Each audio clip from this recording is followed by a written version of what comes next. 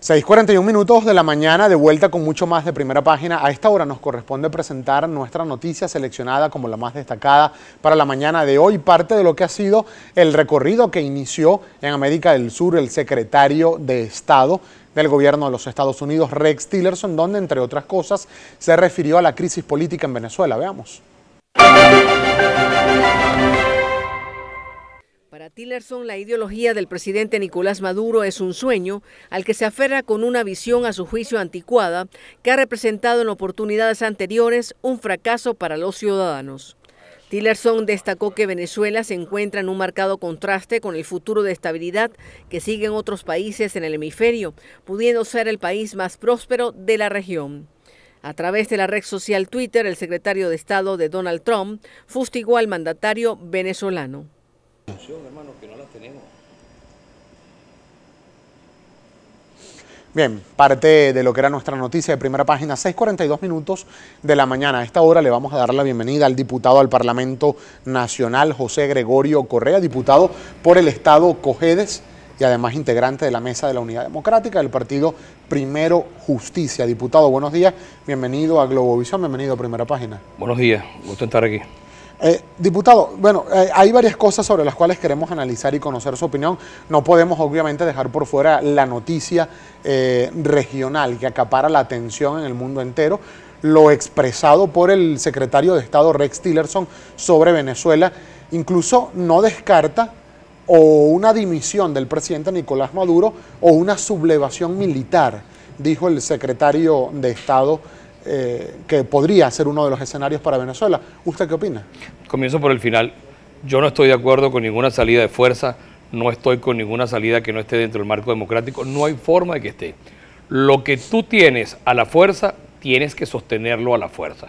Y yo hechos de fuerza no estuve en el año 92 con los hechos de fuerza que hubo, en ninguno, ni 4 de febrero, ni 20, porque eso no le hace bien al país. Yo lo que creo que hace bien al país es tener un nuevo gobierno, un gobierno de todos, un gobierno de entendimiento, y eso hay que lograrlo. Eso que dice el secretario de Estado de los Estados Unidos, eso es su opinión, pero yo como venezolano no puedo estar jamás de acuerdo con una salida de fuerza, porque no puede ser que un venezolano pierda una gota de sangre por pensar distinto. Un gobierno que no entiende que esto es un gobierno que tiene que ser para todo, que no puede ser que el tema de la comida, el tema de los clubs, sea una política nacional o sea una política constitucional. Eso tiene que ser que todos los venezolanos vayan a buscar sus alimentos en el establecimiento que quieran, en un supermercado, en un mercado. No puede ser que el tema de los servicios públicos sea solo para quienes sean partidarios del gobierno. Eso justamente es lo que le hace daño a la democracia, y ese daño a la democracia es lo que nos tiene hasta hoy en donde estamos con una inflación superior al 3000%, porque un gobierno con tanta riqueza no la ha sabido administrar para todos, sino lo ha hecho solo para sostener su gobierno. Pero sin embargo, diputado, llama mucho la atención porque no es cualquier persona quien está emitiendo esta opinión. Ha sido, o es en este caso, el secretario de Estado de la principal potencia militar del mundo. El significado y el impacto que esto puede tener en la región, además. Te insisto, eso es una declaración que está muy fresca, que habrá que analizarla, pero yo particularmente te adelanto, yo no estoy de acuerdo con ninguna salida de fuerza, ni lo estaré. Diputado, usted ha estado además participando muy activamente en foros regionales, como por ejemplo el Parlasur. Se le ha hecho seguimiento, es miembro del Parlasur, se le ha hecho seguimiento a la crisis política venezolana. Ayer se informó desde Cancillería chilena que se separan indefinidamente del diálogo y la negociación entre gobierno y oposición en Venezuela porque, a juicio de la Cancillería de Chile, consideran que surgieron problemas que evitaron un acuerdo posible que garantice elecciones transparentes en Venezuela. ¿Su opinión acerca de esta decisión tomada por la delegación chilena? Es que lo grave de esto es que tengamos que estar haciendo este tipo de reuniones porque un gobierno no te dé garantías. ¿Cómo que no te da garantías si el gobierno no es quien tiene que darte fecha de elecciones? Además nos acostumbramos a hablar mal y nos acostumbramos a escuchar mal. Que sea el gobierno el que fije la fecha. ¿Cómo que el gobierno es el que tiene que fijar la fecha? Quien tiene que fijar la fecha es el Consejo Nacional Electoral. Ahora, con una figura supraconstitucional de 545 personas que piensan de una sola manera, ¿eso es un Estado? ¿Eso es un gobierno? No, el gobierno tiene que ser para todos y no para uno solo. Cuando nosotros en República Dominicana hemos ido de buena fe, es a tratar de buscar un entendimiento de cómo convivir con un gobierno que no ha sabido respetar. Un gobierno que a las puertas de un centro electoral te coloca cientos de cajas de CLAT como para tener que humillar a quien tiene que votar para que vote a favor de él, o que tenga que hacer una cosa como el carnet de la patria, que es una cosa que no existe en ninguna parte ni lo puede haber, porque eso son cosas que sencillamente son de vejamen al ciudadano. ¿Pero qué información tiene usted, diputado, de lo que se esté discutiendo en Caracas en este momento? Eso no lo tengo, eso lo tiene el diputado Julio Borges como jefe de la delegación venezolana, y ten la seguridad que yo tengo la confianza en lo que está haciendo, porque justamente de esa manera es que pudiéramos llegar a un entendimiento. Claro, pero ¿qué garantías van quedando, diputado? Porque dos de los principales veedores de este proceso, que invitados por la oposición venezolana, que fueron México y Chile, ambos ya se retiraron oficialmente. Bueno, eso es para que tú veas que no solamente el estar hastiados en Venezuela, sino que los observadores internacionales también lo están. Los que han participado de buena fe, esos garantes o ayudantes o cooperantes del diálogo, han entendido cómo el gobierno se ha ido burlando de cada uno de nosotros en cada una de las reuniones. No puede ser que una cosa de venezolanos, que se converse entre venezolanos, que podría ser una cosa. Esto es la primera vez en la historia, desde Guacaipuro para acá, que nosotros tenemos que acudir a otros países para poder hablar lo que no nos podemos entender. ¿Cuándo se nos perdió el país? ¿En qué momento fue que dejamos de entendernos? Eso es lo que tenemos que recuperar. Yo creo que aquí tiene que venir, tarde o temprano, un proceso de reconciliación entre todos los venezolanos. ¿Usted podría decir a la luz, diputado, de lo que ha ocurrido en estas últimas horas, el dilema de si haya preacuerdo, no hay preacuerdo? Se firmó un acta que la tiene el presidente Danilo Medina de República Dominicana. ¿Fracasó o no fracasó el diálogo y la negociación? No ha fracasado hasta que fracase y no está aprobado hasta que se apruebe todo. Yo creo que hay que esperar que termine. Yo creo que lo que no debemos es precipitarlo. Yo creo que justamente los elementos exógenos al diálogo son los que le pueden terminar haciendo daño. Yo creo que hay que tener la confianza en los que están allí, esperar que terminen, porque en la medida en que van apareciendo informaciones, bolas, suposiciones, sugerencias, de que parece que se aprobó tal cosa, que parece que se aprobó lo otro, eso le va haciendo el daño. Porque es que el gobierno se ha ocupado de dividirnos. Además que el gobierno se ha ocupado de dividirnos de una manera muy inteligente. ¿Quién le cree al gobierno? ¿Alguien le cree al gobierno que no hay inflación? ¿Alguien le cree al gobierno que no hay inseguridad? ¿Alguien le cree al gobierno que hay abastecimiento? Nadie le cree. Pero cuando el gobierno dice, es que hemos aprobado tal cosa, esto sí se lo cree. No, eso lo hace justamente para dividirnos, para tratar de ver como un gobierno que no tiene votos. Pero lo cierto es que hay un acta firmada con algunos puntos. Hay algunos acuerdos que lo tiene, como dijo Julio Borges. Lo dijo el presidente Medina. Y lo dijo Julio Borges también, que lo tiene el presidente Medina, porque justamente tú vas conversando, tú vas llegando a puntos que vas claro, pero perdón, diputado, es decir, hay un acta, se están discutiendo varios puntos. Así es. Se firmó un acta tanto por la delegación oficialista como por la delegación opositora, donde ya hay algunos puntos acordados en coincidencia, más que acordados. En coincidencia. Es que la semántica es importante. Bueno, pero es que pudiera ser un eufemismo para decir que hay un... No es lo mismo atrás que en la espalda. No es lo mismo.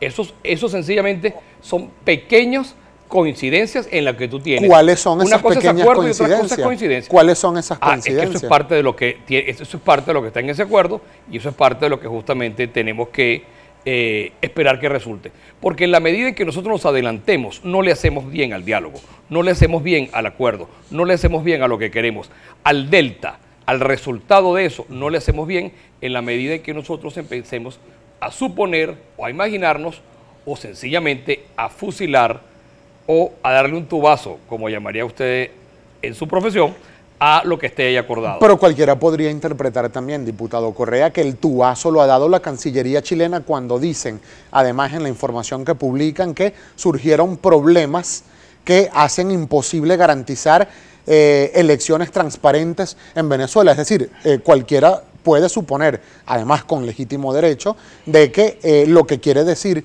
es que el punto de disenso en este acuerdo es precisamente el tema electoral, las garantías electorales. Es que ese es otro tema, el tema de las garantías electorales. ¿Cómo tenemos que estar pidiendo garantías electorales? ¿En qué país del mundo usted pide garantías electorales? Si garantías electorales es que usted tenga un registro electoral abierto, que además tenemos el péndulo que nos guinda de unas elecciones presidenciales que la anuncia la Asamblea Nacional Constituyente y no el Consejo Nacional Electoral, que eso debería ser anunciado por la señora Lucena, que están dados los anuncios.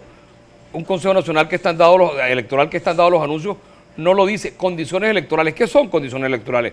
Unas elecciones limpias, transparentes, donde podamos hacer una limpieza del REP, que nosotros podamos saber con antelación, con 6 meses de antelación, un proceso electoral donde tengamos observadores internacionales, no acompañantes, como lo llama el gobierno, que sencillamente son aplaudidores de oficio, sino observadores que la oposición pueda invitar, que esto pueda ser inclusive incorporado por las Naciones Unidas, por la Unión Europea, por los distintos países de América Latina que son observadores. El Parlasur tiene una comisión, Gabriel, que se ocupa de la observación electoral, que es el observatorio de la democracia. Bueno, esos son los que tienen que estar, esas son condiciones electorales que el gobierno sencillamente se queja de que no pueden ser sino sencillamente los que él tenga como aplaudidores de oficio. Esas son condiciones electorales. ¿Qué pasa con el registro electoral en el exterior? ¿Cómo es posible que los venezolanos en el exterior no puedan votar? Claro que pueden votar. Tú sabes la diáspora de venezolanos. Bueno, pero es que hablando precisamente de ese tema, diputado, porque además lo hemos visto muy activo a usted, especialmente también con ese tema, ha venido denunciando una situación de carencia de documentos de venezolanos que están en este momento en el exterior. Hay cifras extraoficiales que hablan de aproximadamente 4 millones de venezolanos ya en la diáspora, pero ¿cuántos de ellos, por ejemplo, están presentando ahorita problemas para tener acceso a pasaporte o a cédula de identidad? Bueno, hay una cosa. Si es difícil sacar un pasaporte en Venezuela, si es difícil sacar la cédula en Venezuela, imagínate tú en el exterior cuando un gobierno dice que el que se va de la patria, el que se va de Venezuela es un traidor. No tienen los venezolanos en el exterior atención consular. Cada vez que un venezolano cruza la frontera, bien en avión o bien por tierra, porque eso es otra diáspora, hacia los países del sur, cada día se van más venezolanos por tierra. Eso es una cosa novedosa, que eso no lo teníamos antes.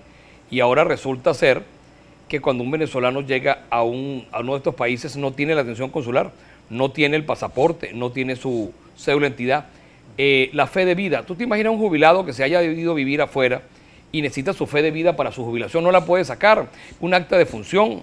¿Cómo puede ser que Miami, el estado de la Florida, no tenga un consulado que es donde hay más venezolanos? Esto no es un tema... Bueno, lo tenía.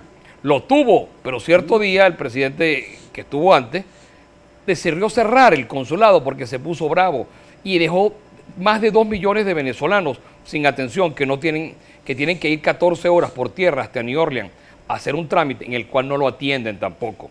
Eso es una cosa. Lo grave de los venezolanos que salen de Venezuela es que pasan a ser una cifra, y cuando nos referimos a ellos, nos referimos como un número, no nos referimos a ellos de acuerdo a sus problemas.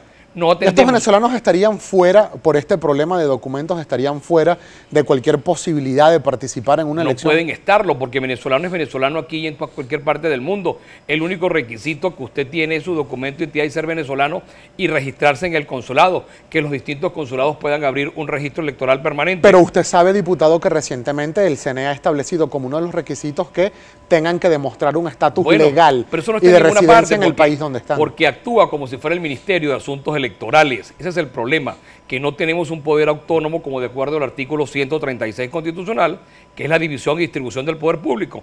El Consejo Nacional Electoral actúa como un Ministerio de Asuntos Electorales y por eso le agrega un requisito que no está en la ley. Eso no es seguridad jurídica, eso no tiene fundamento legal ni tiene fundamento constitucional. Nosotros tenemos que hacer una breve pausa, diputado, pero al regreso me gustaría que por favor analizáramos la situación a lo interno de la Mesa de la Unidad Democrática. Cada vez se levantan más voces pidiendo consenso en lugar de primarias. ¿Qué opinión tienen en Primero Justicia acerca de este tema? Me lo responde por favor al regreso de la pausa, y también cómo se preparan para la jornada de este fin de semana, los reparos de las firmas para validar el partido Primero Justicia. Ya venimos con mucho más de Primera Página.